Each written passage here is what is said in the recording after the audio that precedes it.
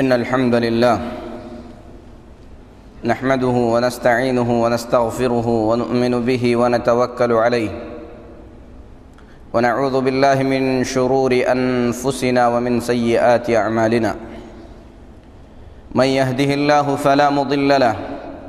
ومن يضلل فلا هادي له وأشهد أن لا إله إلا الله وحده لا شريك له وأشهد أن محمدًا عبده ورسوله أرسله بالحق بشيرا ونذيرا أما بعد فإن أحسن الحديث كتاب الله وخير الهدي هدي محمد صلى الله عليه وسلم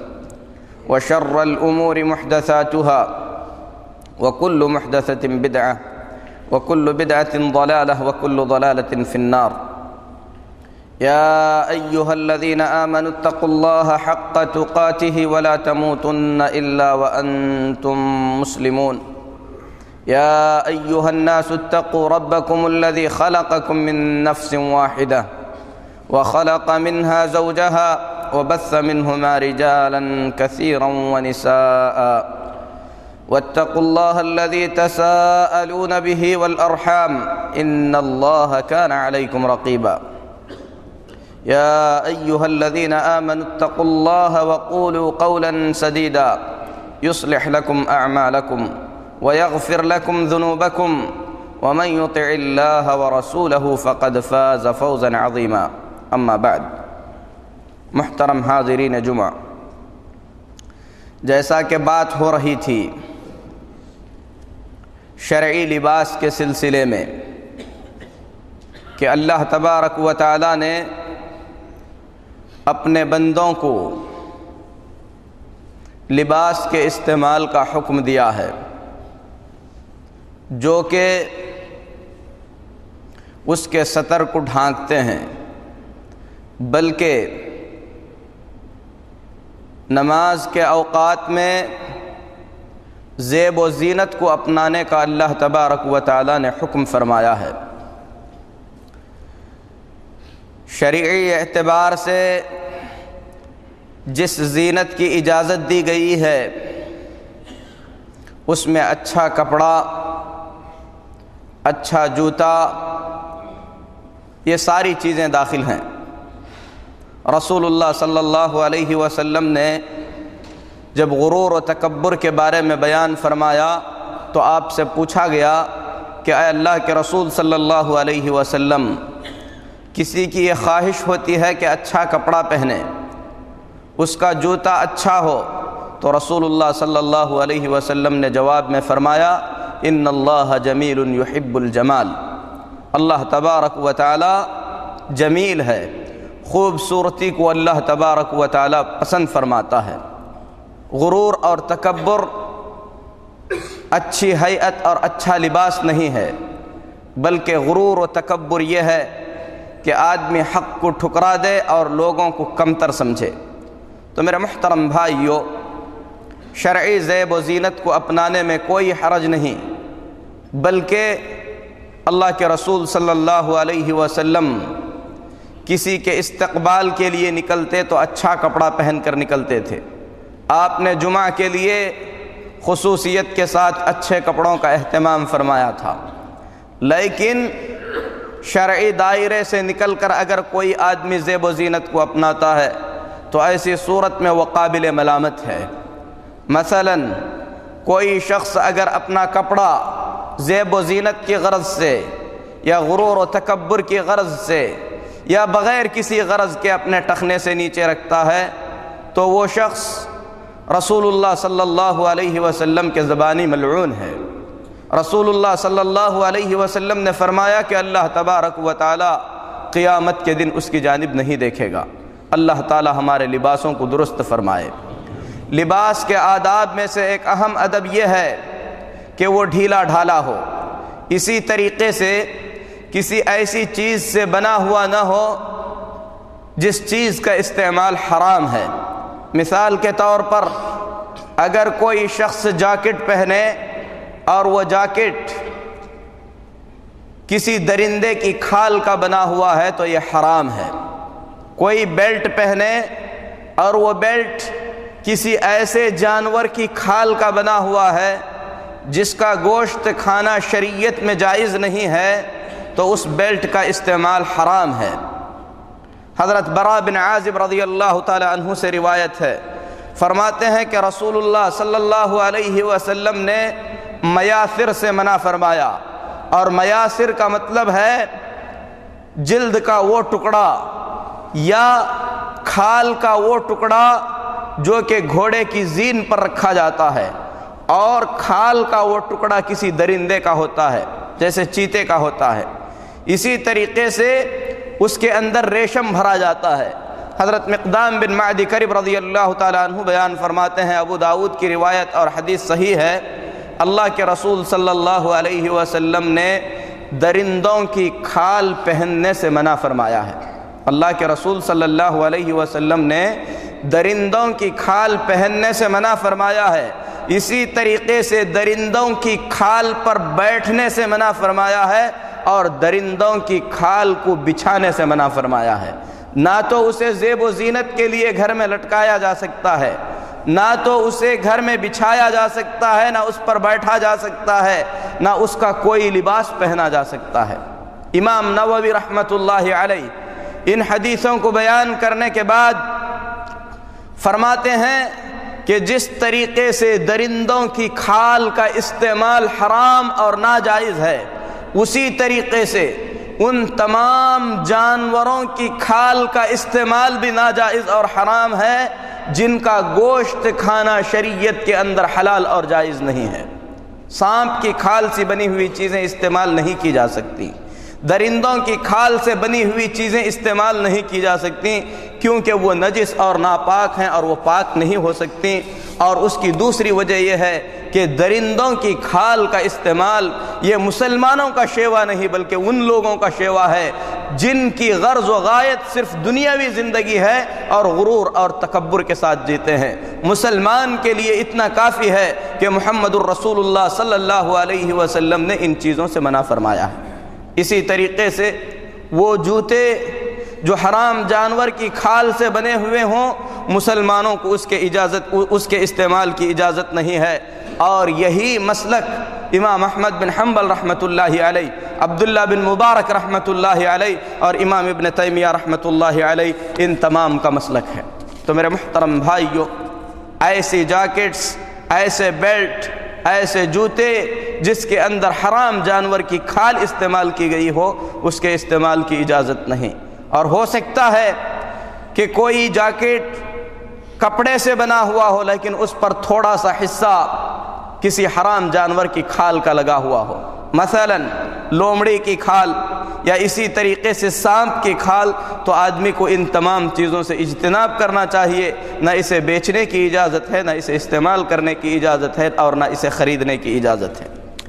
تو حرام زیب و زینت میں یہ چیزیں داخل ہیں۔ اسی طریقے سے زیب و زینت میں جو حرام ہے مردوں کے لیے سونا ہے۔ اگر مرد چاہے تو چاندی کی انگوٹھی کا استعمال کر سکتا ہے۔ اللہ کے رسول صلی اللہ علیہ وسلم نے چاندی کی انگوٹھی استعمال فرمائی ہے، اور واقعہ یہ ہے کہ اللہ کے نبی صلی اللہ علیہ وسلم نے جب بادشاہوں کے نام خطوط لکھے تو آپ سے کہا گیا، اے اللہ کے رسول صلی اللہ علیہ وسلم، وہ لوگ ایسے خطوط پڑھتے نہیں ہیں جس پر مہر نہ ہو۔ تو محمد الرسول اللہ صلی اللہ علیہ وسلم نے چاندی کی انگوٹھی بنا لی، اور اس انگوٹھی کو آپ صلی اللہ علیہ وسلم نے مہر کے طور پر استعمال فرمایا، جس میں محمد رسول اللہ لکھا ہوا تھا، یعنی محمد الرسول اللہ صلی اللہ علیہ وسلم لکھا ہوا تھا۔ ایک سطر میں محمد تھا، دوسری سطر میں رسول، اور تیسری سطر میں اللہ۔ اسے نبی کریم صلی اللہ علیہ وسلم مہر کے طور پر بھی استعمال کرتے تھے، اور آپ صلی اللہ علیہ وسلم کے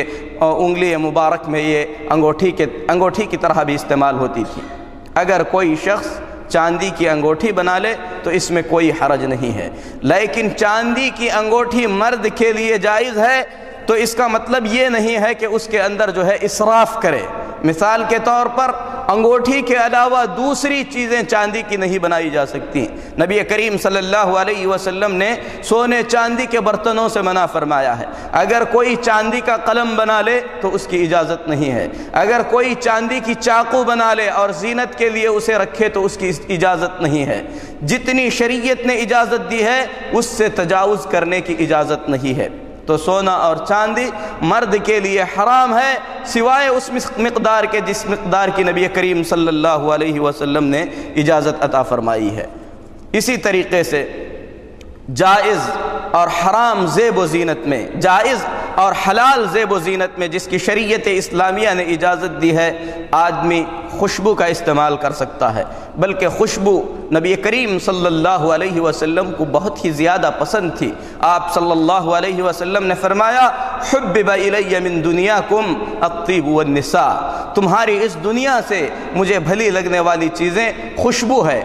تو خوشبو نبی کریم صلی اللہ علیہ وسلم کی پسندیدہ چیز ہے، آدمی خوشبو کا استعمال کرے، خصوصاً جب کسی سے ملنے کے لیے جا رہا ہو، محفل میں جا رہا ہو، تاکہ پسینے کی بدبو سے لوگوں کو تکلیف نہ ہو۔ بلکہ نبی کریم صلی اللہ علیہ وسلم نے ایسے ہدیے کو رد کرنے سے منع فرمایا ہے جو خوشبو کی شکل میں دیا گیا ہو۔ تو آدمی خوشبو کو پسند کرے، خوشبو کو استعمال کرے، یہ رسول اکرم صلی اللہ علیہ وسلم کی سنت ہے۔ اسی طریقے سے جائز زیب و زینت کے اندر سرما لگانا ہے۔ اگر آدمی خصوصیت کے ساتھ سرما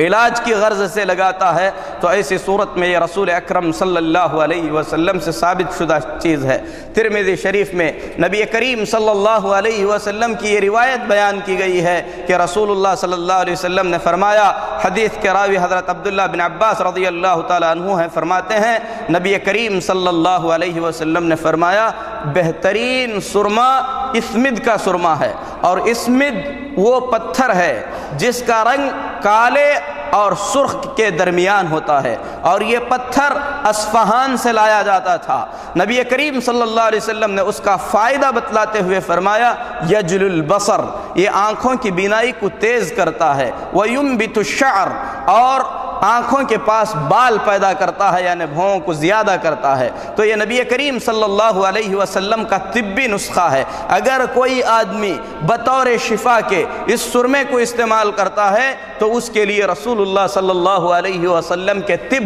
اور آپ صلی اللہ علیہ وسلم کی سنت سے دلیل ہے۔ لیکن اہل علم نے یہاں پر ایک مسئلہ یہ بیان کیا ہے کہ اگر کوئی شخص سرما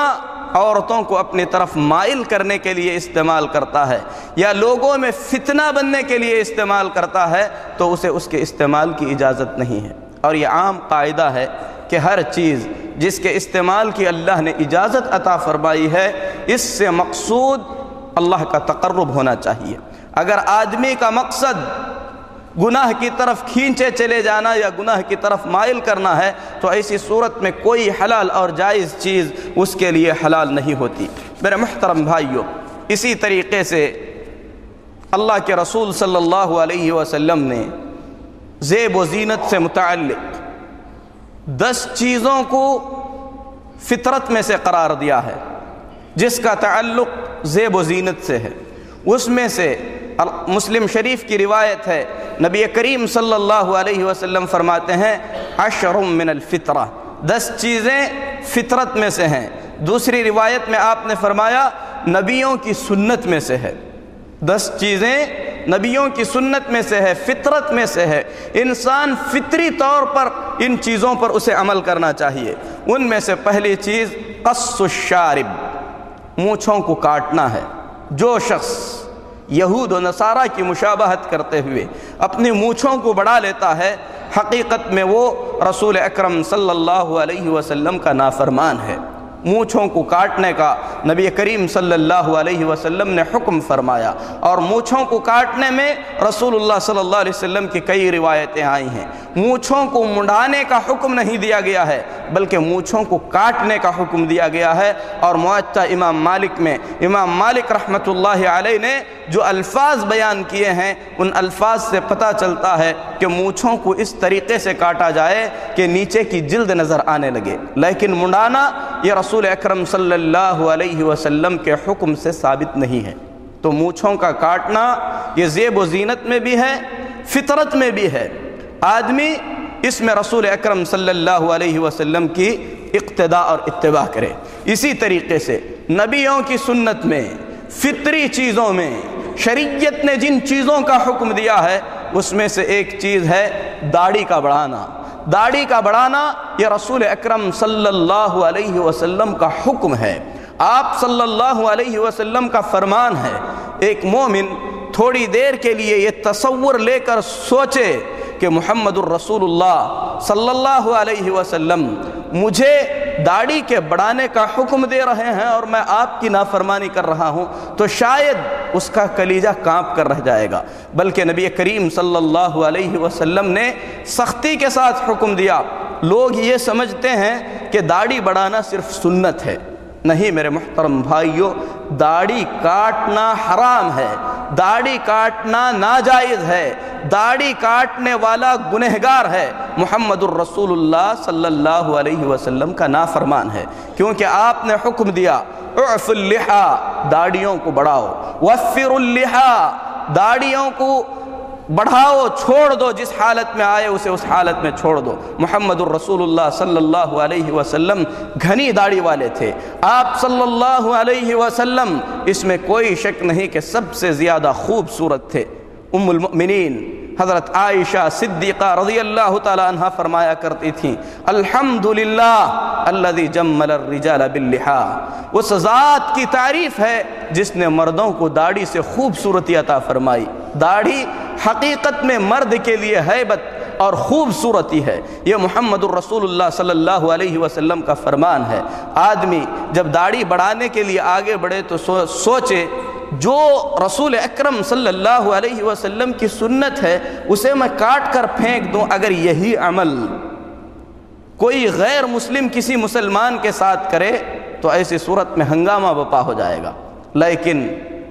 امت کے افراد خود کریں تو اس میں کوئی مضائقے کی بات نہیں۔ نہیں میرے محترم بھائیوں، محمد الرسول اللہ صلی اللہ علیہ وسلم کے ان احکام کی پابندی مسلمانوں پر ضروری ہے۔ یہ سمجھنا کہ صرف داڑھی بڑھانا سنت ہے، اسے کاٹنے میں کوئی حرج نہیں ہے، یہ شیطان کا وسوسہ ہے۔ جو آدمی داڑھی کاٹتا ہے وہ گنہگار ہے، محمد الرسول اللہ صلی اللہ علیہ وسلم کا نافرمان ہے، اور یہ انبیاء علیہم الصلاۃ والتسلیم کی سنت ہے۔ اسی لیے داڑھی کو چھوڑ دینا چاہیے، اور یہ مکمل زیب و زینت میں داخل ہے۔ اہل علم نے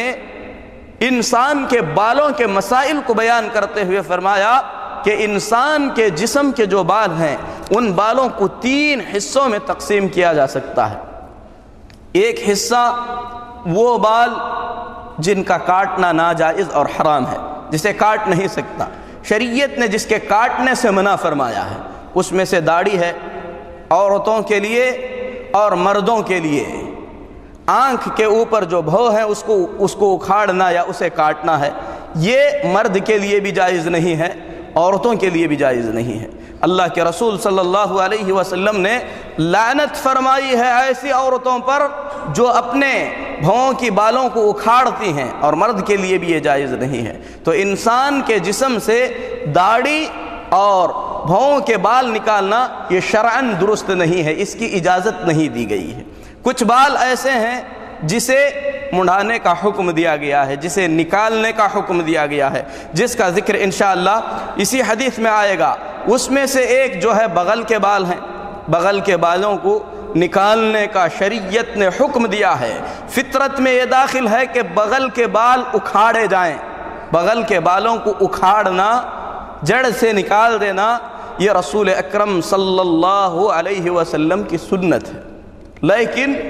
جو لوگ پہلے سے مڑھاتے آئے ہیں اور ان کو نکالنے میں تکلیف ہوتی ہے تو ایسی صورت میں کوئی حرج نہیں کہ وہ ان بالوں کو مڑھا دیں، لیکن سنت یہ ہے کہ ان بالوں کو اکھاڑا جائے۔ حدیث کے اندر جو الفاظ آئے ہیں نطف الابط، بغل کے بالوں کو اکھاڑنا یعنی جڑ سے نکال دینا۔ اسی طریقے سے جن بالوں کو صاف کرنے اور منڈانے کا حکم دیا گیا ہے ان میں سے ہے حلق العانہ، زیر ناف کے بال منڈانا، مردوں کے لیے بھی عورتوں کے لیے بھی۔ شرمگاہ کے اطراف جو بال اگتے ہیں اسے مڑانے کا حکم دیا گیا ہے، اور اہل علم نے اگلے پچھلے دونوں طرف کی شرمگاہوں کے بالوں کو مڑانے کا حکم دیا ہے۔ اور رسول اکرم صلی اللہ علیہ وسلم نے زیر ناف کے بالوں کو مڑانے میں مدت مقرر فرمائی ہے کہ اس مدت کے اندر مڑانا ہی مڑانا ہے، صاف کرنا ہی صاف کرنا ہے، اور اس کی مدت 40 دن بتلائی گئی ہے، یعنی زیادہ سے زیادہ زیر ناف کے بال، ناخن، ان بالوں کو 40 دن تک چھوڑا جا سکتا ہے۔ اگر آدمی اس سے زیادہ چھوڑے تو ایسی صورت میں وہ گنہگار ہو جاتا ہے۔ تو 10 چیزیں فطرت میں سے ہیں، ان میں سے پہلی چیز مونچھوں کا کاٹنا، داڑھی کا بڑھانا، اس کے بعد فرمایا السواک، مسواک کرنا، یہ انبیاء کی سنت ہے، یہ فطرت میں سے داخل ہے، تاکہ آدمی منہ کی بدبو سے لوگوں کو پریشان نہ کرے، اللہ کے فرشتوں کو تکلیف نہ ہو، آدمی کے منہ سے بدبو نہیں آنی چاہیے۔ واستنشاق الماء، اسی طریقے سے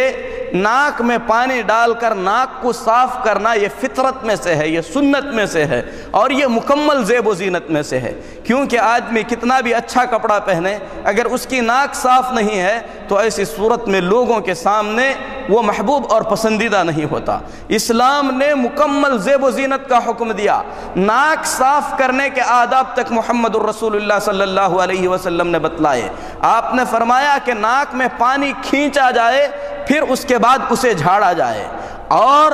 ہر وضو کے ساتھ اس عمل کو کرنے کا حکم دیا گیا، اور ضرورت کے تحت ناک کا صاف کرنا یہ محمد الرسول اللہ صلی اللہ علیہ وسلم کی سنت سے ثابت ہے۔ وقص العظافر، اسی طریقے سے ناخنوں کا نکالنا یہ انبیاء کی سنت میں سے ہے، سنت فطرت میں سے داخل ہے۔ آدمی اپنے ناخنوں کو، جیسا کہ پہلے بھی بیان کیا گیا، 40 دن سے زیادہ نہیں چھوڑ سکتا ہے، یعنی زیادہ سے زیادہ مدت۔ اگر کسی کے ناخن آہستہ سے نکلتے ہیں، بال کم نکلتے ہیں، تو زیادہ سے زیادہ مدت 40 دن ہو سکتی ہے، لیکن اگر بڑھ جائیں ہفتے کے اندر، 10 دن کے اندر، تو ایسی صورت میں اس کا نکالنا ضروری ہے۔ اسی طریقے سے غسل البراجم، اللہ کے رسول صلی اللہ علیہ وسلم نے مکمل زیب و زینت میں یہ قرار دیا، یا انبیاء کی فطرت اور لوگوں کی فطرت میں سے یہ قرار دیا کہ جوڑوں کو دھویا جائے۔ جوڑوں کو دھونے کا مطلب ہے ایسی جگہوں کو صاف کرنا جہاں پر گندگی کے جمع ہونے کا امکان ہوتا ہے۔ مثال کے طور پر انگلیوں کے بیچ رگڑ کر دھونا، کانوں کے پیچھے رگڑ کر صاف کرنا، حلق کے پاس جو مٹی جم جاتی ہے، پسینہ جم جاتا ہے، اسے صاف کرنا۔ اسی طریقے سے بغلوں اور رانوں کے پاس جہاں پر جوڑ ہیں اور وہاں پر گندگی کے جمع ہونے کا امکان ہے، اللہ کے رسول صلی اللہ علیہ وسلم نے حکم دیا کہ اسے دھونا، اسے صاف کرنا فطرت میں داخل ہے، اسے براجم کہتے ہیں۔ اور ہر وہ جگہ اس میں شامل ہو جاتی ہے جہاں پر چمڑا جو ہے سکڑ جاتا ہے، جہاں پر جو ہے گندگی اکٹھا ہو جاتی ہے، گندگی جمع ہو جاتی ہے۔ اسی طریقے سے فرمایا وَنَطْفُ الْإِبِطِ، بغل کے بال اکھاڑنا فطرت میں سے ہے۔ حلق العانہ، زیر ناف کے بال اکھاڑنا فطرت میں سے ہے۔ وانتقاص الماء، استنجا کرنا یہ انبیاء کی سنت میں سے ہے، فطرت میں سے ہے۔ آدمی چاہے قضاء حاجت میں سے پیشاب سے فارغ ہو یا پاخانے سے، دونوں حالت میں استنجا اس کے لیے ضروری ہے۔ اگر پانی میسر نہیں ہے، پانی موجود نہیں ہے، تو ایسی صورت میں وہ پتھر یا ڈھیلے سے استنجا کر سکتا ہے، اور اس کے قائم مقام اس دور میں وہ چیزیں ہو سکتی ہیں جو گندگی کو جذب کر لیتی ہیں، لیکن پانی کی موجودگی میں پانی کا استعمال کرنا یہ مکمل طہارت اور مکمل پاکی صفائی میں داخل ہے۔ اسی طریقے سے راوی کہتے ہیں کہ میں 10ویں چیز بھول گیا، یہ 9 چیزیں ہو گئیں، 10ویں چیز کیا ہے یہ میں بھول گیا، لیکن ایسے لگتا ہے کہ 10ویں چیز جو ہے کلی کرنا ہے، تاکہ منہ کے اندر کسی بھی قسم کی جو ہے قباحت اور کوئی کھانے پینے کی بقیہ چیز باقی نہ رہے۔ تو میرے محترم بھائی، یہ کلی کا مطلب ہے منہ میں پانی لے کر اچھی طریقے سے ہلانا، پھر اسے تھوک دینا۔ ذرا آپ غور کریں کہ کتنی باریک چیزیں ہیں، اور اسلام نے کتنی صفائی کے ساتھ ان چیزوں پر عمل کا حکم دیا ہے۔ یہ مکمل زیب و زینت میں داخل ہے۔ بالوں کے مسائل کا جب ذکر آ گیا تو مکمل طور پر بتا ہی دیا جاتا ہے کہ دو قسم کے بال ہم نے بیان کیے، ایک وہ جن کا نکالنا شرعاً حرام ہے، اس میں سے داڑھی ہے اور آنکھ کے اوپر کے بال ہیں۔ اسی طریقے سے کچھ وہ بال جن کے کاٹنے کا حکم دیا گیا، مونچھیں ہیں،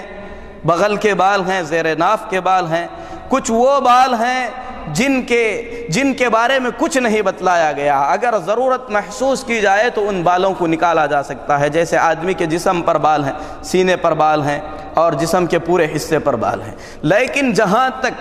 سر کے بالوں کا مسئلہ ہے، محمد الرسول اللہ صلی اللہ علیہ وسلم نے اپنے سر کے مبارک بالوں کو کبھی منڈایا ہے، کبھی آپ صلی اللہ علیہ وسلم نے ان کو بہت ہی زیادہ بڑھایا ہے، لیکن عورتوں کے لیے سر کے بالوں کا منڈانا ناجائز اور حرام ہے۔ مردوں کے لیے سر کے بالوں کا منڈانا ضروری بھی ہے، حرام بھی ہے اور منڈا بھی سکتے ہیں، تینوں حکم اس میں داخل ہوتے ہیں۔ ضروری اس وقت ہے جب آدمی حج پر ہو یا عمرے پر ہو، اس عبادت کے فارغ ہونے کے بعد سر کے بالوں کا نکالنا یا سر کے بالوں کا منڈانا یہ عبادت ہے، اس پر آدمی کو اجر ملے گا، اس پر اسے ثواب دیا جائے گا۔ اسی طریقے سے عقیقے کے بعد بچوں کے بالوں کا منڈانا یہ عبادت میں داخل ہے۔ تو سر کے بال منڈانا کبھی عبادت ہوتا ہے جب آدمی حج میں ہو، جب آدمی عمرے پہ ہو، اسی طریقے سے عقیقے کے بعد سر کے بالوں کا منڈانا یہ عبادت میں داخل ہے۔ سر کے بالوں کو اگر کوئی شخص نوحہ اور ماتم کی غرض سے منڈاتا ہے تو یہ حرام ہے۔ سر کے بالوں کو اگر کوئی شخص نوحہ اور ماتم کی غرض سے منڈاتا ہے تو یہ جائز نہیں ہے، یہ حرام ہے اور یہ جاہلیت کے رسم و رواج میں سے ہے۔ اسی طریقے سے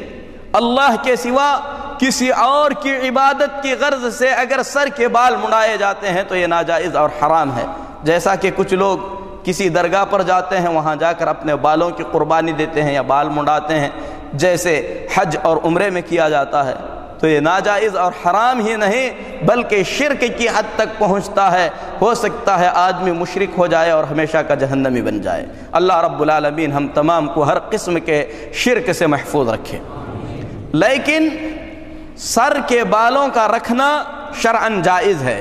اللہ کے رسول صلی اللہ علیہ وسلم نے اس بات کا حکم دیا ہے کہ جس کے سر کے بال زیادہ ہوں وہ ان بالوں کی دیکھ بھال کرے، اس کی عزت کرے، مطلب یہ ہے کہ اس میں کنگھی کرے، اس کو صاف رکھے، اس کے اندر تیل کا استعمال کرے، کیونکہ محمد الرسول اللہ صلی اللہ علیہ وسلم کے بال کبھی کبھی آدھے کان تک پہنچ جاتے تھے، گردن پر آپ صلی اللہ علیہ وسلم کے بال پھیل جایا کرتے تھے۔ تو اللہ کے رسول صلی اللہ علیہ وسلم نے گھنے بال رکھے ہیں، لیکن بالوں کے مسائل میں یہ جاننا ضروری ہے کہ جس آدمی کے سر کے بال گھنے ہوں، حالت جنابت میں بال کی جڑوں تک پانی پہنچنا ضروری ہے، کیونکہ رسول اللہ صلی اللہ علیہ وسلم فرماتے ہیں تحت کل شعرۃ جنابہ، ہر بال کے نیچے جنابت ہے، پانی کا پہنچنا انتہائی ضروری ہے۔ اگر بال وافر مقدار میں رکھے جائیں تو رسول اللہ صلی اللہ علیہ وسلم نے کبھی اپنے بالوں کے اندر کنگھی کر کے مانگ نکالی ہے، یہ بھی رسول اللہ صلی اللہ علیہ وسلم کی سنت سے ثابت ہے۔ کبھی رسول اللہ صلی اللہ علیہ وسلم نے اسی طریقے سے چھوڑ دیا ہے، یہ بھی رسول اکرم صلی اللہ علیہ وسلم کی سنت سے ثابت ہے۔ بال کے مسائل میں سے ایک اہم مسئلہ یہ ہے کہ سر کے کچھ بالوں کو منڈا کر کچھ بالوں کو چھوڑ دینا حرام ہے، ناجائز ہے۔ اللہ کے رسول صلی اللہ علیہ وسلم نے اس سے منع کیا ہے۔ حضرت عبداللہ بن عمر رضی اللہ تعالی عنہما فرماتے ہیں نہا رسول اللہ صلی اللہ علیہ وسلم عن القزع، بخاری اور مسلم کی حدیث ہے، اللہ کے رسول صلی اللہ علیہ وسلم نے قزع سے منع فرمایا، اور قزع کا مطلب ہے سر کے کچھ بالوں کو منڈا دینا، کچھ بالوں کو چھوڑ دینا، یہ جاہلیت کی رسم ہے۔ نبی کریم صلی اللہ علیہ وسلم کے پاس ایسے ہی ایک بچے کو لایا گیا، اللہ کے رسول صلی اللہ علیہ وسلم نے دیکھ کر فرمایا یا تو اس کے پورے بال منڈائے جائیں یا تو پہلے ہی سے اس کے پورے بال جو ہے چھوڑ دینے چاہیے تھے۔ خصوصاً ماں باپ جو بچوں کے بال نکالتے ہیں ان کو اس سلسلے میں رسول اکرم صلی اللہ علیہ وسلم کی اس حدیث کو یاد رکھنا چاہیے۔ لوگوں کے یا کسی ممثل یا ہیرو کی شکل دیکھ کر اپنے بچوں کو نبی کریم صلی اللہ علیہ وسلم کے اس منع کردہ چیز کے اندر داخل نہیں کرنا چاہیے۔ تو بالوں کے جو ہے یہ مختصر سے احکام ہیں۔ اسی طریقے سے مکمل زیب و زینت کے اندر یہ چیز داخل ہے کہ آدمی اچھے کپڑوں کا استعمال کرے، خوشبو کا استعمال کرے، جس کا ذکر جو ہے تفصیل کے ساتھ گزر چکا ہے۔ اور آدمی اگر حرام چیز سے بچتے ہوئے زیب و زینت کا استعمال کرتا ہے تو اللہ تبارک و تعالیٰ نے اس کی اجازت دی ہے، اس کا اللہ تبارک و تعالیٰ نے حکم دیا ہے۔ عورتوں کے لیے جس قسم کی زیب و زینت کا حکم دیا گیا ہے اس میں سے مکمل پردہ اور مکمل لباس ہے، جیسا کہ پہلے بھی حدیث بیان کی گئی۔ اللہ کے رسول صلی اللہ علیہ وسلم نے ایسی عورتوں پر لعنت فرمائی ہے جو اپنے لباس میں چال ڈھال میں مردوں کی مشابہت اختیار کرتے ہیں۔ اگلے خطبوں میں انشاءاللہ اللہ کی مرضی سے عورتوں سے متعلق جو مسائل ہیں زیب و زینت کے، ان مسائل کا بیان ہوگا۔ رب العالمین سے ہم دعا کرتے ہیں کہ اللہ تبارک و تعالی ہمیں حلال زیب و زینت کو اپنانے کی توفیق عطا فرمائے، ہر حرام چیز سے اللہ رب العالمین ہمیں محفوظ رکھے۔ اقول قولی ھذا واستغفر اللہ لی ولکم ولسائر المسلمین فاستغفروہ انہ هو الغفور الرحیم۔ ان الحمد للہ نحمده ونستعینه ونستغفره ونؤمن به ونتوکل علیہ ونعوذ باللہ من شرور انفسنا ومن سیئات اعمالنا من يهده الله فلا مضل له ومن يضلل فلا هادي له وأشهد أن لا إله إلا الله وحده لا شريك له وأشهد أن محمدًا عبده ورسوله أرسله بالحق بشيرا ونذيرا أما بعد فإن أحسن الحديث كتاب الله وخير الهدي هدي محمد صلى الله عليه وسلم وشر الأمور محدثاتها وكل محدثة بدعة وكل بدعة ضلالة وكل ضلالة في النار۔ يا أيها الذين آمنوا اتقوا الله حق تقاته ولا تموتن إلا وأنتم مسلمون۔ يا أيها الذين آمنوا اتقوا الله حق تقاته ولا تموتن إلا وأنتم مسلمون۔ يا أيها الناس اتقوا ربكم الذي خلقكم من نفس واحدة وخلق منها زوجها وبث منهما رجالا كثيرا ونساء واتقوا الله الذي تساءلون به والأرحام إن الله كان عليكم رقيبا۔ يا أيها الذين آمنوا اتقوا الله وقولوا قولا سديدا يصلح لكم أعمالكم ويغفر لكم ذنوبكم ومن يطع الله ورسوله فقد فاز فوزا عظيما۔ اما بعد، محترم حاضرین جمعہ، اللہ تبارک و تعالیٰ کا احسان ہے کہ اس نے ہم تمام کو اسلام جیسی عظیم نعمت سے نوازا۔ اللہ سے دعا ہے کہ اللہ تبارک و تعالیٰ آخری سانس تک ایمان پر باقی رکھے، ایمان کی حالت میں اللہ تبارک و تعالی ہمیں وفات عطا فرمائے، اس کا حقیقی بندہ بننے کی اللہ رب العالمین توفیق عطا فرمائے۔ میرے محترم بھائیوں، گزشتہ کچھ خطبوں میں آپ لوگوں کے سامنے یہ بات بیان کی جا رہی تھی کہ زیب و زینت میں سے کون سی چیزیں اللہ تبارک و تعالی نے ہمارے لیے حلال قرار دیا ہے اور کون سی ایسی چیزیں ہیں جس سے شریعت نے ہمیں منع فرمایا ہے۔ آج کے اس خطبے میں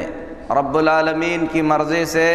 عورتوں سے متعلق جو زیب و زینت ہے اس کا بیان ہوگا۔ عورت فطری طور پر زینت کی طرف مائل ہوتی ہے، زیب و زینت اس کا فطری شوق ہوتا ہے، اسی لیے اللہ تبارک و تعالی نے اپنی کتاب پاک میں اور محمد الرسول اللہ صلی اللہ علیہ وسلم نے احادیث مطہرہ میں عورت کے اس فطری تقاضے کا خیال کرتے ہوئے عورت کے لیے جو چیزیں جائز اور مباح ہیں اس کو بیان فرمایا، اور ساتھ ہی ساتھ وہ چیزیں جو زیب و زینت کے طور پر عورتیں استعمال کرتی ہیں لیکن درست نہیں ہے، اللہ کے رسول صلی اللہ علیہ وسلم نے اس کو بھی واضح فرما دیا۔ دعا ہے کہ رب العالمین مسلمان بہنوں اور عورتوں کو اسلامی طریقے سے زندگی گزارنے کی توفیق دے، منکرات سے اللہ تبارک و تعالی ہم تمام کو محفوظ رکھے۔ زیب و زینت میں سب سے عظیم زینت جس کا ذکر قرآن پاک میں اللہ تبارک و تعالی نے فرمایا وہ لباس ہے۔ لباس اللہ تبارک و تعالی کی نعمتوں میں سے ایک نعمت ہے، اسی لیے اللہ رب العالمین نے اسے نعمت کے طور پر ذکر کرتے ہوئے فرمایا یا بنی آدم قد انزلنا علیکم لباسا یواری سوآتکم وریشا، اے آدم کی اولاد ہم نے تم لوگوں کے لیے لباس اتارا جو تمہارے ستر کو ڈھانکتا ہے، جو تمہاری شرمگاہ کو چھپاتا ہے۔ اور دوسری جگہ پر اللہ تبارک و تعالی نے لباس کا ذکر کرتے ہوئے فرمایا یہ تمہیں ٹھنڈی اور گرمی سے بچاتا ہے اور تمہارے جسم کو ڈھانکتا ہے، لیکن اس کے فوراً بعد اللہ نے فرمایا وَلِبَاسُ التَّقْوَى ذَلِكَ خَيْرٌ، لیکن تقوی کا لباس یہ سب سے بہترین چیز ہے۔ ذَلِكَ مِنْ آیَاتِ اللَّهِ لَعَلَّهُمْ يَذَّكَّرُونَ، یہ اللہ کی نشانیوں میں سے ہے تاکہ یہ لوگ ذکر حاصل کر سکیں۔ تو لباس اللہ تبارک و تعالیٰ کی عظیم نعمتوں میں سے ایک نعمت ہے، اسی لیے جب آدمی لباس پہنتا ہے، نیا لباس پہننے کے وقت نبی کریم صلی اللہ علیہ وسلم نے دعا سکھائی، اور اس دعا کے اندر یہ احساس دلایا گیا الحمدللہ الذی کسانی ما اواری بہ عورتی واتجمل بہ فی حیاتی، اس ذات کا شکر ہے، اس کی تعریف ہے جس نے مجھے یہ کپڑا پہنایا، ایسا کپڑا جس کے ذریعے میں اپنے جسم کو ڈھانک سکتا ہوں اور ساتھ ہی ساتھ اپنی زندگی کے اندر اس سے خوبصورتی حاصل کر سکتا ہوں۔ تو لباس کے دو اہم مقاصد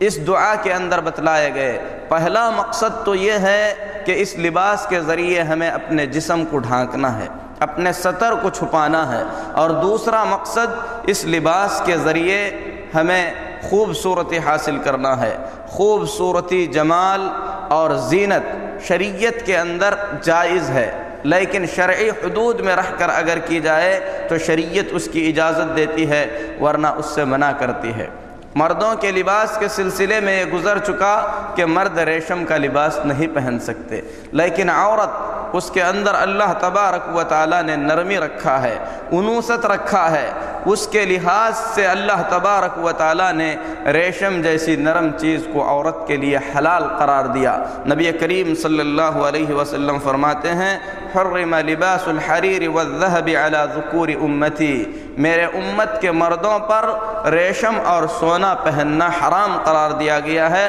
وَأُحِلَّ لِإِنَاثِهِمْ، لیکن میری امت کی عورتوں کے لیے ریشم اور سونا دونوں حلال قرار دیے گئے ہیں۔ تو عورت ریشمی لباس پہن سکتی ہے، اسے اجازت دی گئی ہے، لیکن لباس کے سلسلے میں عورت کو شریعت نے کچھ قاعدے بتائے ہیں جن قاعدوں کا خیال رکھنا عورتوں کے لیے انتہائی ضروری ہے۔ سب سے پہلا قاعدہ تو یہ ہے کہ عورت کا لباس اس کے پورے جسم کو شامل ہو، اس کے پورے جسم کو چھپانے والا ہو، کیونکہ جیسا کہ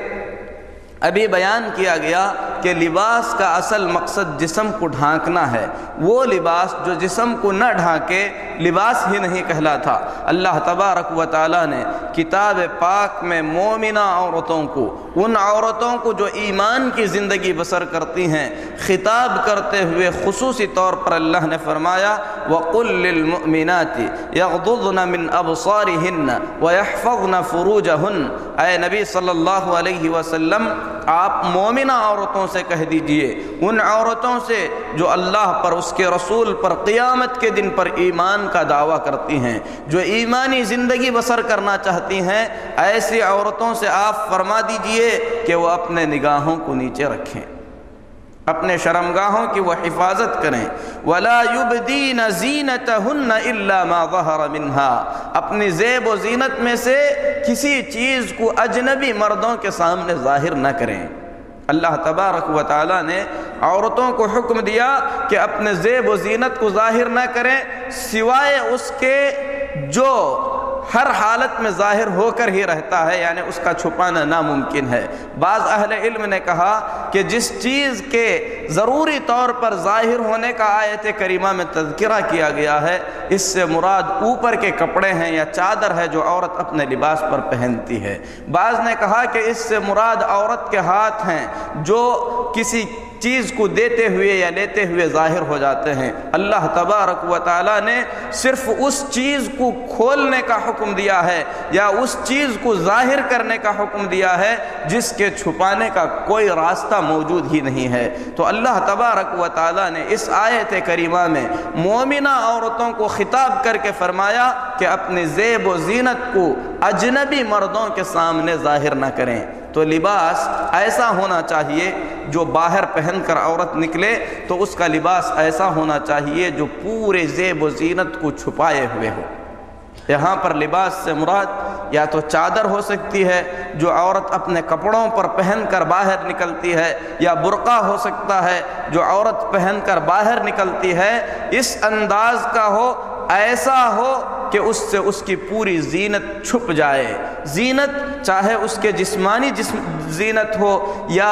وہ ایسی زینت ہو جس کو اس نے بذات خود اپنایا ہے، جیسے اس کے کنگن ہیں، جیسے اس کے زیورات ہیں، اسی طریقے سے لباس ہے، یہ سارے کا سارا چھپ جانا چاہیے۔ اجنبی مردوں کے سامنے زیب و زینت کی کوئی چیز ظاہر نہیں ہونی چاہیے۔ یہ مومنہ عورتوں کے لیے اللہ کا حکم ہے جو رسول اللہ صلی اللہ علیہ وسلم نے اللہ کے حکم سے اللہ کی بندیوں کو بتلایا ہے۔ لباس کے شرائط میں سے لباس ایسا ہونا چاہیے جو باریک کپڑے کا نہ بنا ہوا ہو، چونکہ جو لباس شفاف اور باریک کپڑے کا بنا ہوا ہے وہ بذات خود فتنہ ہے، فتنے کی دعوت دیتا ہے، مردوں کی نظروں کو اپنی طرف کھینچتا ہے۔ اسی لیے حضرت ابو ہریرہ رضی اللہ تعالیٰ عنہ حدیث کے راوی ہیں، مسلم شریف کی حدیث ہے، نبی کریم صلی اللہ علیہ وسلم فرماتے ہیں صنفان من اہل النار لم ارہما،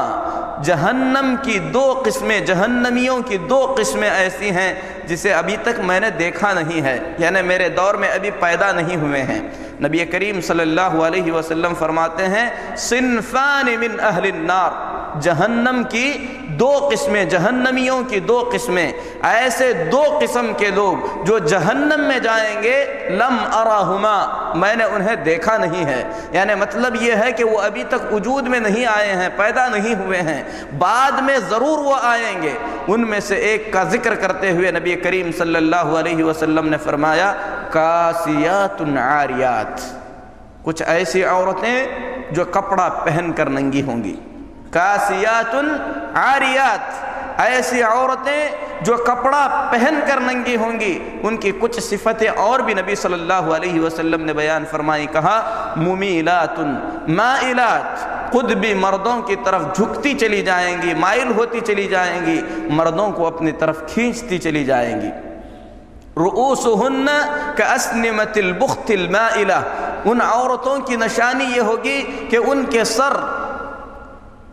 اونٹ کے کوہان کے مانند جھکے ہوئے ہوں گے، یعنی سر پر بہت بڑا چونڈا ہوگا جس سے ان کے سر جو ہے اونٹ کے کوہان کی طرح نظر آئیں گے۔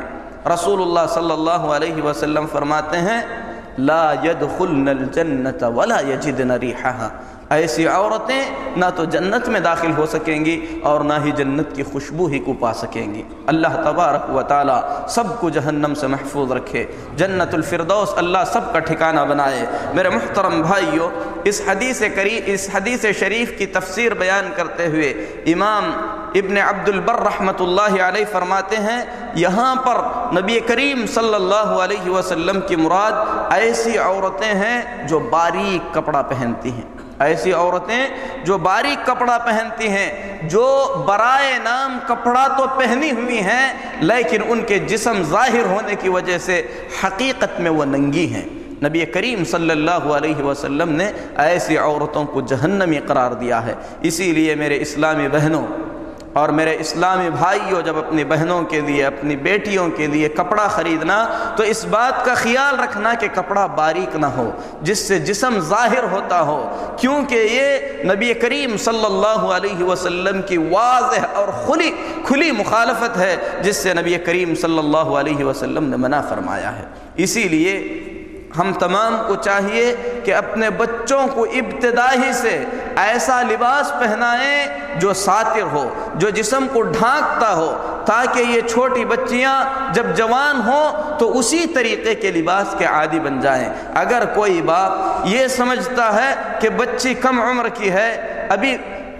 چلنے کے لائق ہے، اس لحاظ سے اگر باریک کپڑے خرید کر دیتا ہے یا تنگ کپڑے خرید کر دیتا ہے تو اسی پر اس کی نشو و نما ہوگی۔ جب جوان ہو جائے گی تو ایسے کپڑے پہننے میں اسی کوئی عار محسوس نہیں ہوگا۔ اسی لیے بچیوں کی تربیت کے سلسلے میں انسان کو ابتدائی سے اللہ رب العالمین سے ڈرتے رہنا چاہیے۔ اسی طریقے سے لباس کے سلسلے میں عورتوں کو خصوصیت کے ساتھ اس بات کا خیال رکھنا چاہیے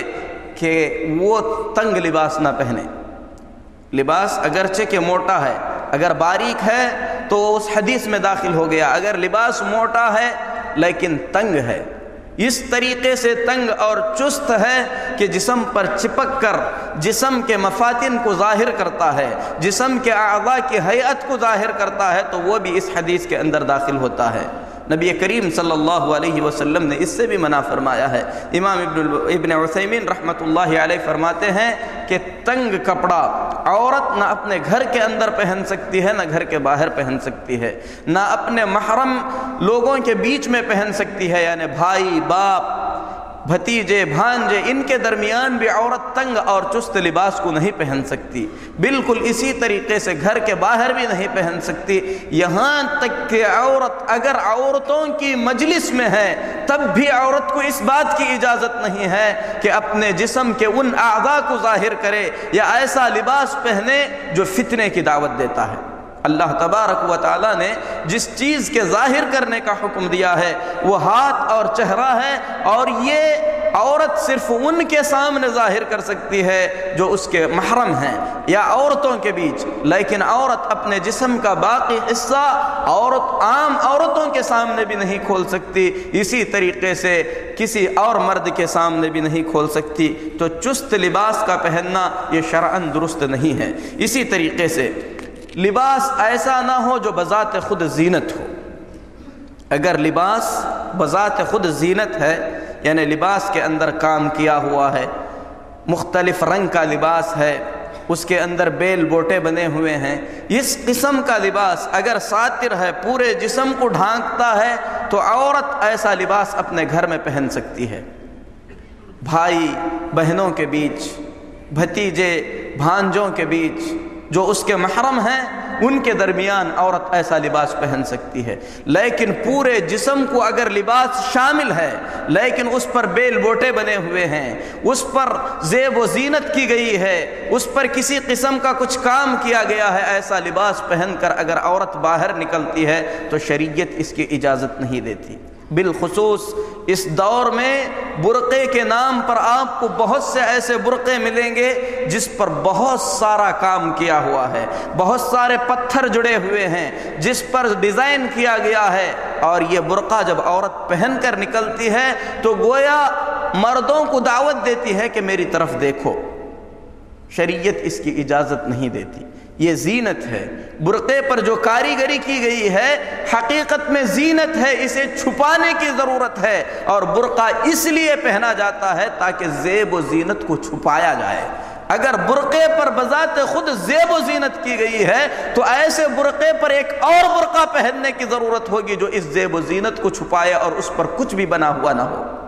اسی لیے میرے محترم بھائیوں اور اسلامی بہنوں، لباس کے خریدنے میں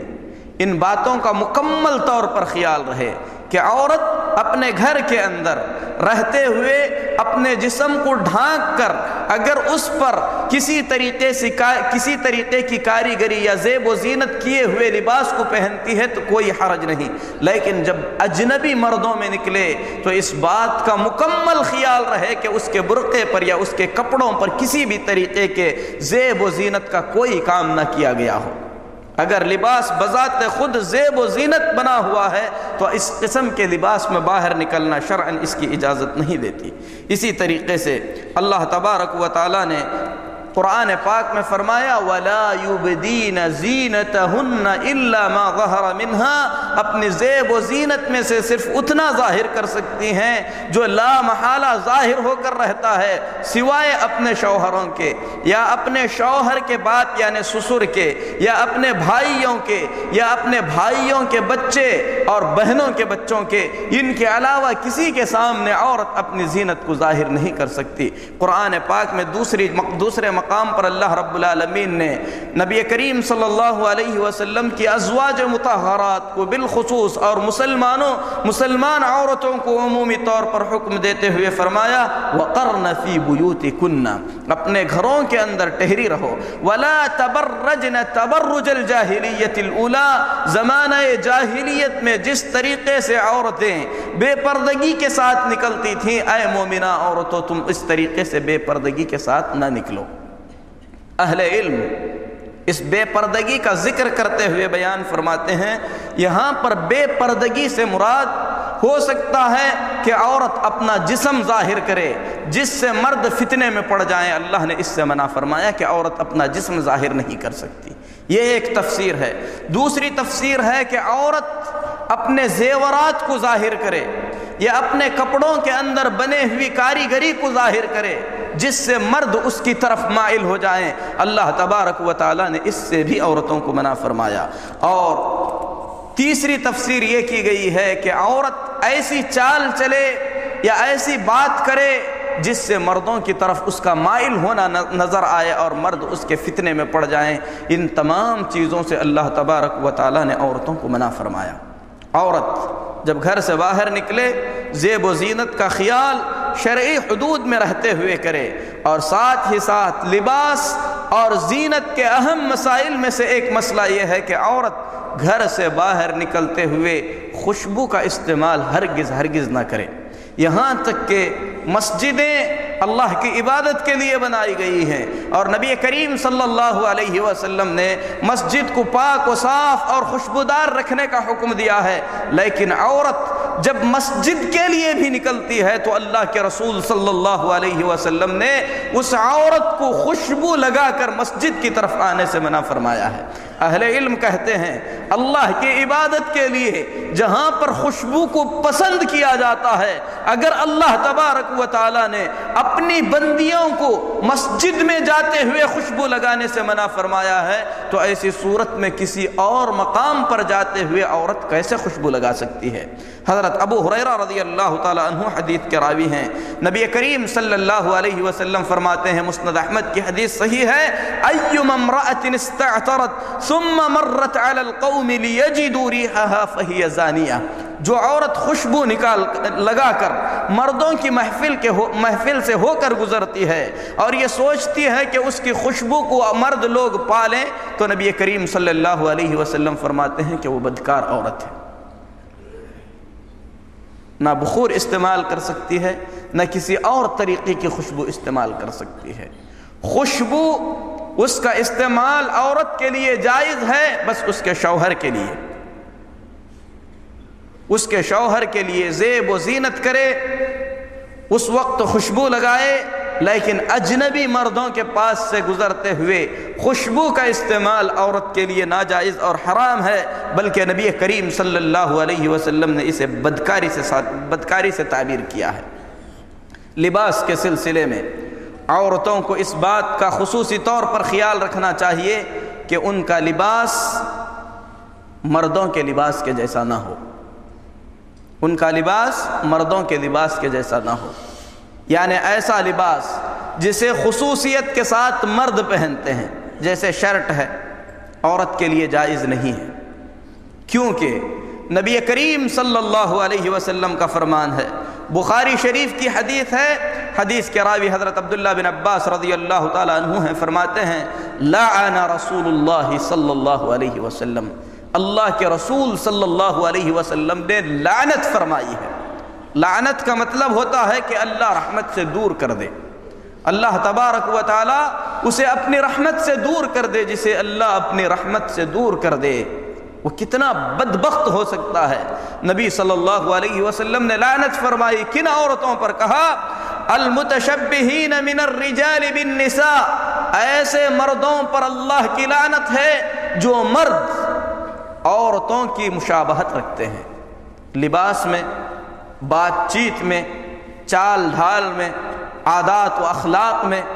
کسی بھی چیز میں مرد کو عورت کے مشابہ نہیں ہونا چاہیے۔ والمتشبہات من النساء بالرجال،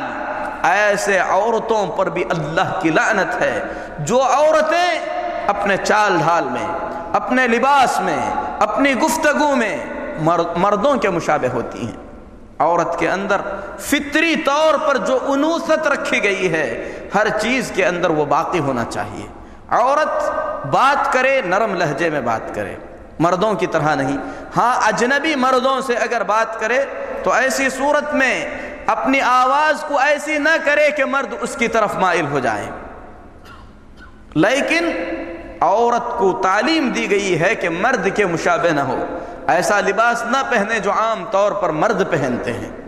نبی کریم صلی اللہ علیہ وسلم نے اس سے لعنت فرمائی۔ تو ایسے لباس سے پرہیز کرنا چاہیے جو مردوں کے ہوتے ہیں۔ اسی طریقے سے عورت کو چاہیے کہ ایسا لباس ہرگز نہ پہنے جو لباس خصوصیت کے ساتھ کافرہ عورتوں کی پہچان بن گئی ہے، کیونکہ نبی کریم صلی اللہ علیہ وسلم کا فرمان ہے من تشبہ بقوم فہو منہم، جو جس قوم کی مشابہت کر لیتا ہے وہ انہی میں سے ہو کر رہ جاتا ہے۔ بالخصوص ایک عام فضا چل چکی ہے کہ ہمارے ماحول میں جب کوئی نئی فلم نکلتی ہے، اس کی ہیروئن نے جو کپڑا پہنا ہے، ہم مسلمان عورتوں کو، ہماری بہنوں کو وہی کپڑے چاہیے۔ میرے اسلامی بہنوں، یہ دین کی کمزوری ہے۔ اگر حقیقت میں ان کی محبت میں ان کے جیسی بننے کے لیے وہ کپڑا پہنتی ہو تو اس سے بڑی بلا، اس سے بڑی وبا اور کچھ نہیں ہو سکتی۔ مومن کو نیک لوگوں سے محبت ہوتی ہے، وہ ان کے جیسے بننے کی کوشش کرتا ہے، نہ کہ فاسق فاجر اور ناچنے اور گانے والوں کی شکل اختیار کرنے کی وہ کوشش کرتا ہے۔ اسی لیے اہل علم نے کہا کہ اگر لباس اگرچہ کہ صحیح طریقے کا ہو لیکن کسی کافر فاجر کی مشابہت کرتے ہوئے ہم اس لباس کو اپنائیں تو ہمارے دلی میلان کی وجہ سے وہ لباس ہمارے لیے حرام ہو جاتا ہے۔ لباس بذات خود ساتر ہے، اس میں کوئی شرعی خرابی نہیں ہے، بس میں اس لیے پہن رہا ہوں کہ اس کو اس شخص نے پہنا ہے، اس لیے کوئی عورت پہن رہی ہے کہ اس کو فلاں ہیروئن نے پہنا ہے، تو دل کے اس میلان کی وجہ سے وہ لباس حرام ہو سکتا ہے۔ اسی لیے میرے محترم بھائیو، ہمیں اسوہ تلاشنا ہے۔ خدیجہ، عائشہ، فاطمۃ الزہرا رضی اللہ تعالی عنہن جیسی عظیم شخصیات میں اسوہ تلاشنا ہے، نہ کہ ان ناچنے گانے والیوں کے بیچ میں اپنے آپ کو اسوہ تلاشنا ہے جو پیسے کے لیے ناچتی ہیں۔ میری اسلامی بہنوں، اپنے لباس کے اندر، اپنے زیب و زینت کے اندر مکمل طور پر اس بات کا خیال رہے کہ کتاب اللہ اور سنت رسول صلی اللہ علیہ وسلم کے مطابق ہو۔ اسی طریقے سے حرام لباسوں میں سے ایک لباس شہرت کا لباس ہے۔ شہرت کا لباس مردوں کے لیے بھی حرام ہے، عورتوں کے لیے بھی حرام ہے۔ شہرت کے لباس سے مراد آدمی لباس خریدتے وقت اس کے دل میں شہرت کی خواہش آئے، سوچے کہ سب سے الگ پہنوں، میرا لباس سب سے الگ رہے، سب سے قیمتی پہنوں، رنگ الگ رہے تاکہ سارے لوگ میری طرف دیکھیں۔ ایسی نیت سے جو شخص کسی خاص قسم کا لباس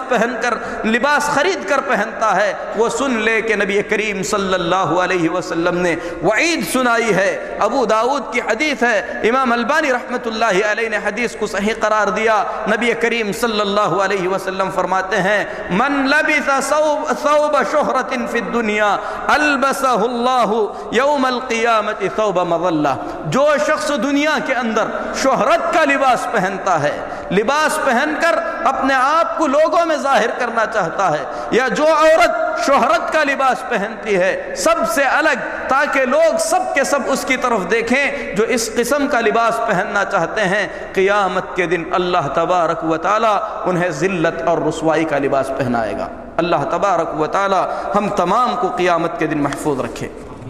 میرے محترم بھائیوں اور عزیز بہنوں، یہ مختصر سے مسائل تھے عورتوں کے لباس سے متعلق۔ لباس اسلامی ہو، پورے جسم کو ڈھانکنے کے لائق ہو، اور لباس شہرت والا نہ ہو۔ لباس کے اختیار کے وقت کسی خاص شخصیت کا خاکہ اور تصور ہمارے ذہن میں نہ رہے کہ اس نے پہنا ہے تو ہم کو بھی اسی طریقے کا لباس پہننا ہے۔ ان تمام منکرات سے بچ کر اگر ڈھیلا ڈھالا جسم کو ساتر لباس عورت پہنتی ہے یا مرد پہنتا ہے تو شریعت نے اس کو اس کی اجازت دی ہے، بلکہ لباس ضروری ہے۔ لباس کا سب سے پہلا مقصد جسم کو ڈھانکنا ہے۔ لباس کے مقاصد میں سے ایک مقصد حسن و جمال بھی ہے۔ اگر عورت یا مرد اپنے لباس کے اندر خوبصورتی کو تلاش کرتے ہیں تو اس میں کوئی حرج نہیں ہے، لیکن شرعی حدود میں رہ کر ان تمام چیزوں کو تلاش کیا جائے۔ عورت کے زیب و زینت میں سے ایک اہم چیز اس کے زیورات ہیں۔ زیور عورت کا فطری حق ہے۔ اللہ تبارک و تعالی نے عورت کی صفت میں سے یہ بیان فرمایا ہے کہ اس کی نشو و نما، اس کی پرورش زیورات کے درمیان ہوتی ہے۔ رب العالمین فرماتا ہے أَوَمَن يُنَشَّأُ فِي الْحِلْيَةِ وَهُوَ فِي الْخِصَامِ غَيْرُ مُبِينٍ، کیا وہ ذات جو کہ زیوروں کے درمیان پلتی ہے۔ تو زیور عورت کا فطری شوق ہے۔ اس فطری شوق کے تقاضے سے اللہ تبارک و تعالیٰ نے وہ چیز جو مردوں کے لیے حرام قرار دیا، عورتوں کے لیے اللہ رب العالمین نے جائز قرار دیا۔ جیسا کہ حدیث گزر چکی، نبی کریم صلی اللہ علیہ وسلم نے فرمایا ریشم اور سونا میرے مردوں کے لیے، میری امت کے مردوں کے لیے حرام اور میری امت کی عورتوں کے لیے حلال ہے۔ تو سونا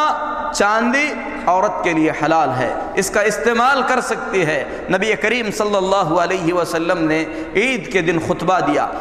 خطبے کے بعد آپ صلی اللہ علیہ وسلم نے عورتوں کو صدقے کا حکم دیا۔ بلال رضی اللہ تعالیٰ عنہ کپڑا پھیلائے ہوئے تھے۔ فرماتے ہیں کہ کوئی عورت اپنے کان کی بالی صدقہ کر رہی تھی، کوئی اپنا کنگن صدقہ کر رہی تھی۔ مطلب یہ ہوا کہ صحابیات نبی کریم صلی اللہ علیہ وسلم کے زمانے میں زیور کا استعمال کیا کرتی تھیں۔ نبی کریم صلی اللہ علیہ وسلم نے زیور کے استعمال کی اجازت دی، لیکن زیور کے استعمال کے سلسلے میں کچھ باتوں کا خصوصی طور پر جو خیال رہنا چاہیے، اس میں سے پہلا یہ ہے کہ زیور خریدتے وقت عورت دیکھے کہ کہیں اس کی بناوٹ ایسی نہیں ہے جو کسی مورتی کی شکل میں بنا ہوا ہے، صلیب کی شکل میں بنا ہوا ہے، کسی خاص قوم کی کوئی علامت اس کے اندر بنی ہوئی نہیں ہے۔ اسی طریقے سے کچھ عورتیں اپنے زیور کے اندر قرآنی آیات کو استعمال میں لاتی ہیں جو درست نہیں ہیں،